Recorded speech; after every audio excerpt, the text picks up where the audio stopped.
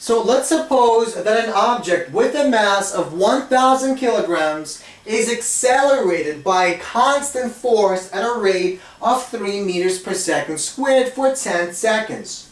So we want to find what the net work done on our object is during our 10-second period, assuming our object's initial velocity is 10 meters per second. So let's suppose our object is a car. So we have a car moving along the x-axis, along our horizontal, and a net force acts on our car pointing in the same direction as motion, and the net force, the constant net force, acts for 10 seconds. We want to calculate what the net work that is done on the car to accelerate the car from some initial velocity of 10 meters per second to some unknown final velocity. So there are two ways that we can solve this problem.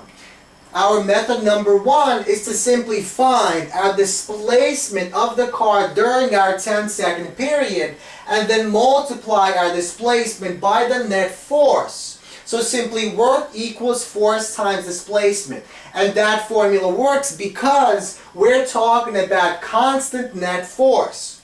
Now another way we can solve this problem is to use our work energy principle. So to basically use the following formula. So the net work done on my car is simply equal to the change in our kinetic energy of the car. So what exactly is taking place in our diagram? So we have work that is being done, energy is being transferred into the car by a constant net force, and this energy acts to accelerate the car to some unknown velocity. So we basically want to find the initial kinetic energy of the car. We want to find the final kinetic energy of the car.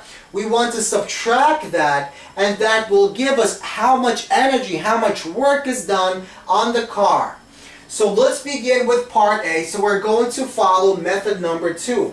Let's begin with part A, in which we want to find the final velocity. So we know the initial velocity, that's given to be 10 meters per second squared, or 10 meters per second.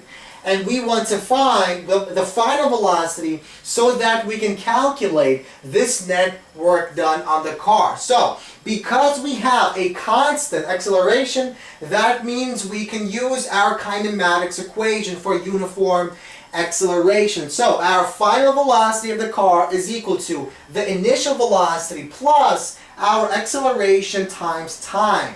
So we know time is 10 seconds, we know A is 3 meters per second squared, and we know the initial is 10 meters per second. So we plug that in, and we find that our final velocity of the car is 40 meters per second.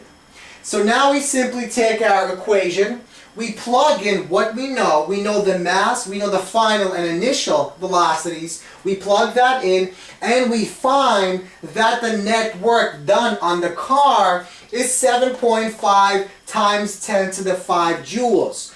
So this is how much work, how much energy is transferred into the car to accelerate the car from 10 meters per second to 40 meters per second.